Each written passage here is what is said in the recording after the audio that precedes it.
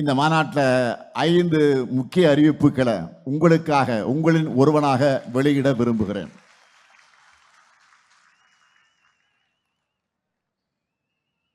முதலாவது அறிவிப்பு, தமிழ்நாடு வக்ஃப் வாரியத்தில்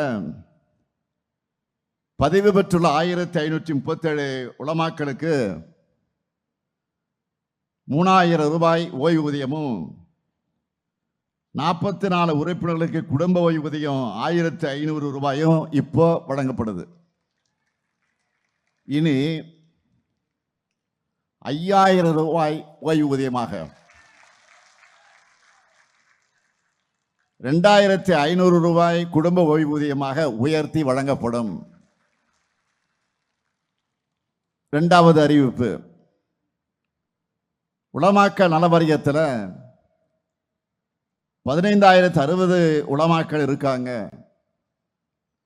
முதற்கட்டமாக இதில் 1000 உலமாக்களுக்கு இருசக்கர வாகனம் வாங்குறதுக்கான அரசு மானிய தொகை 25,000 ரூபாயிலிருந்து 50,000 ரூபாயாக உயர்த்தி வழங்கப்படும். மூன்றாவது அறிவிப்பு, ஏற்கனவே சென்னை மற்றும் மதுரையில் சென்னை மற்றும் மதுரையில் வக்ஃப் தீர்ப்பாயம் செயல்பட்டு வரக்கூடிய நிலையில் கோயம்புத்தூர் மாவட்டத்தில் கூடுதலாக ஒரு வக்ஃப் தீர்ப்பாயம் அமைக்கப்படும். நான்காவது அறிவிப்பு,